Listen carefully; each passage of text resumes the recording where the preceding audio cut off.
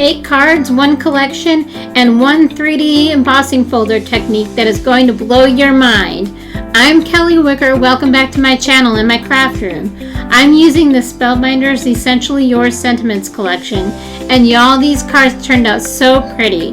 But which technique am I showing you today? Stay tuned because you are going to want to find out. Let's go. Okay, so let me show you what we are working with today. The brand new Spellbinders Essentially Yours Sentiments collection, and y'all, I'm obsessed. So this collection comes with 8 beautiful sentiments. You've got thank you, congrats, best wishes, get well soon, thinking of you, happy birthday, hello friend, and with sympathy. Basically every card occasion you could ever need, all in one gorgeous collection. And these dies are just so cool. The detail on these sentiments is incredible, and they pair perfectly with the 3D embossing folders. That's exactly what I'm using today, and I cannot wait to show you the technique because it's so easy and the results are just chef's kiss. Now, if you want to get your hands on this collection, I will have my links down in the description box below, so make sure you check those out. I created 8 beautiful cards, all using different embossing folder techniques. Let me show them to you real quick. I just love how they all turned out. So fun. A variety of embossing folder techniques. Alright, those are the cards I made. So stick around to see which card I will be making in today's video. So without further ado, let's get into the card making fun, y'all. Okay, I just wanted to start off by saying, before I get into the papers here, that this card project today was inspired by Jo Simon's YouTube channel. I will link her down below. She shares a lot of great projects on her channel, sharing 3D embossing folder techniques, so highly recommend her. So this technique I'm sharing with you today involves pattern paper, and I have several different kinds right here on my desk. I've got some gorgeous papers from Amazon and some from Lawn Fawn. And y'all, the ones from Lawn Fawn are just so cool. I can never have enough. I have tons of paper, pattern paper in my craft room. I know it's a problem for a lot of us. So this is a great technique to get those pattern papers out. So you'll need white pigment ink, some clear glitter, kind of optional, and of course your 3D embossing folders. That's it. Super simple supply list, I promise. Okay, so I already know exactly which paper I want to use today. That's it. That peachy one right there. And I just love it. These make the most beautiful backgrounds. And I honestly could totally recreate this with alcohol inks too. But today I really wanted to play with pattern paper. So I'm so glad I did. And for my matte layer, I'm using Spellbinders Cardstock. Let me grab my swatch book real quick. Okay, so the color I'm using is called Sicily, and oh my gosh, can we just take a moment? This peachy pattern paper and Sicily together are just perfection. They are going to pair so nicely together. So go ahead and grab your pattern paper and your 3D embossing folders and then just have fun with it, y'all. That's the whole point. Okay, so next I'm reaching for my trusty Spellbinders Matting Basics A and B die sets. I'm using the largest die from the B set to trim down my pattern paper, just placing it over the design and moving it around a bit to decide which section I want to feature for my background. I like to take a second here to really frame up the pattern so the most interesting part shows through. Alright, I think this placement will work perfectly. Yes, I think this is it. Okay, I'm just having so much fun today in my craft room playing with these pattern papers. I've got my Spellbinders Platinum 6 die cutting machine set up here on my desk. I already trimmed out my matte layer using the largest die from the Matting Basics A set. And now for my main panel, I'm going to be using the largest die from the Matting Basics B set. I love how these dies make layering paper so easy and give you perfectly sized panels every single time. Okay, y'all, this technique is super easy so far, am I right? So, and just wait until you see how pretty this paper looks once it's embossed. It really takes on so much texture. It really does. So, I'm just going to be going through the sentiments here. deciding which one I want to use, and I think I'm going to use the Get Well Soon today. Can always use some Get Well Soon cards. So in a recent order from Altenew, they included this fun free gift, and I've been wanting to try their glitter paper. It's really nice and comes in a variety of colors in this pack that I received. So for the top layer, I'm using a white sparkle cardstock from Long Fawn. I probably should have gone with plain white. See, there it is. That's the pack I was talking about. So the white sparkle cardstock is from Long Fawn. I probably should have gone with plain white cardstock on top of the gold glitter paper that I picked, but oh well, we're rolling with it. So, you know me, I love that sparkle. So now I'm going to run everything through the die cutting machine. Okay, so like I just said, I'm running things through all at once here. And oops, for some reason, as I was cranking the dies through the machine, things shifted a little bit. I think I was cranking it too hard there for a second. Oops. So, but that's okay. No big deal at all. It happens sometimes, especially when you're cutting multiple pieces together. I'm just going to go ahead and recut the shadow layer so everything lines up nice and clean. Easy enough to fix. And I'm going to save these scraps too, because this is really pretty glitter cardstock. So, and there's the Get Well Soon. You can see the white sparkle cardstock and see how it slightly shifted there. So just going to rerun it through the machine right now.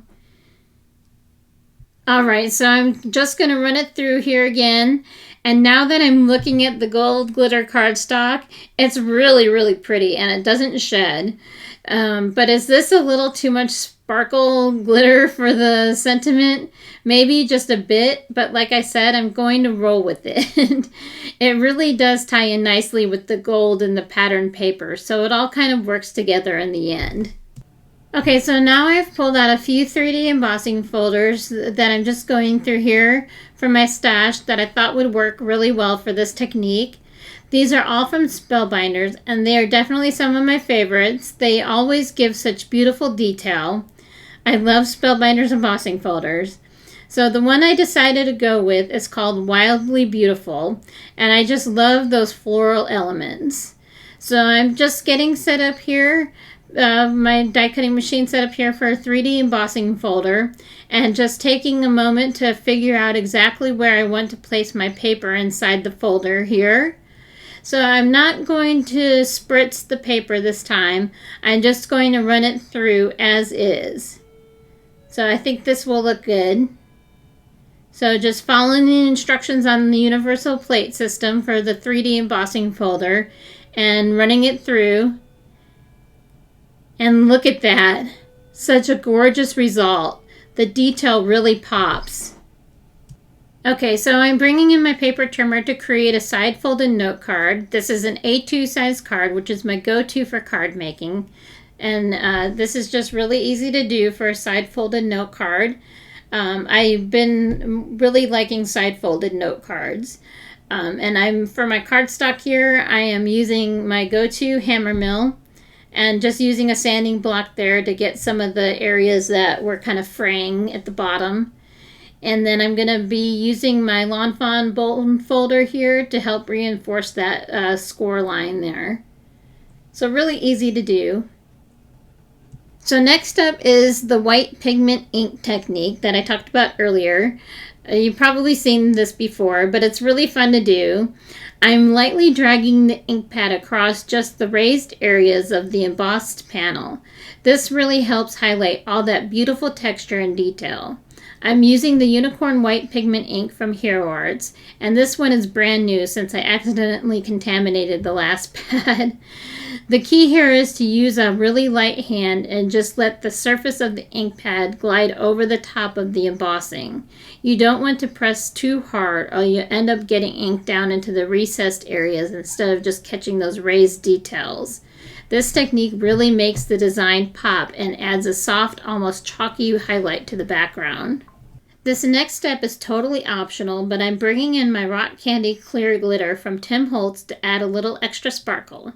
While that white pigment ink is still tacky, I'm using a small spoon to sprinkle the glitter right over the areas where I applied the ink. The pigment ink acts like an adhesive, so the glitter will stick right to those raised details we just highlighted. If glitter isn't your thing, you can absolutely skip this step. It does add a bit of a mess, but the sparkle payoff is really pretty. So once I've got everything covered, I'm tapping off the excess and then going in with a soft dry brush to gently sweep away any stray glitter that landed where I didn't want it. This helps keep the design clean while still leaving that beautiful shimmer right on the embossed areas. Okay, so now I'm bringing in my heat gun to set everything in place. Since I used a pigment ink, it stays wet a little longer, so the heat helps speed up the drying process and lock that glitter down so it doesn't keep shedding everywhere. It still kind of does, so be aware of that. It also helps glitter adhere more securely to those raised areas. Another trick you can do, I saw Jo do this in her videos, is at the end she used hairspray to adhere the glitter. I was a little nervous to do that, so I did not use hairspray in my card. For some reason that just triggered me a little bit, so I skipped that step. So just keep the heat moving and don't stay in one spot too long. Okay, so now that the panel is completely dry, just look at that texture and sparkle over there. It turned out so gorgeous. I'm just going to start putting together the sentiment here, and I absolutely love the font on this one. It has such a clean, elegant look with just the right amount of detail, so it really stands out without overpowering the background. Layering these pieces together gives it a nice bit of dimension too, which helps it pop off the card. Okay, y'all, it's time to assemble the card. I've got my Spellbinders tape runner here, and I'm adhering the embossed panel to the matte layer and then attaching everything down to the card base. And yep, you can see a little bit of that glitter ended up on my glass mat. Oops. In hindsight, I probably should have used something like hairspray like Jo did, or pixie spray or another spray adhesive to really lock that glitter in place. I'd love to hear what y'all like to use to keep glitter from shedding. This type of glitter. Let me know down in the comments below. I'd really appreciate some advice. But honestly, look at how pretty this turned out, and it was so simple to put together. This is definitely one of those designs you could easily mass produce and just switch out the different sentiments from the set. So that wraps up today's card making session. If you enjoyed this video, please remember to like, comment, share, and subscribe if you haven't already. I'd love to have you here. I really enjoy sharing my card making process with y'all. It's so much fun for me and honestly helps me relax and unwind. I will make sure to have my affiliate links listed down below in the description box. And I always appreciate you shopping through those links because it lets Spellbinders know I sent you. So thank you all so much for watching. I really appreciate it.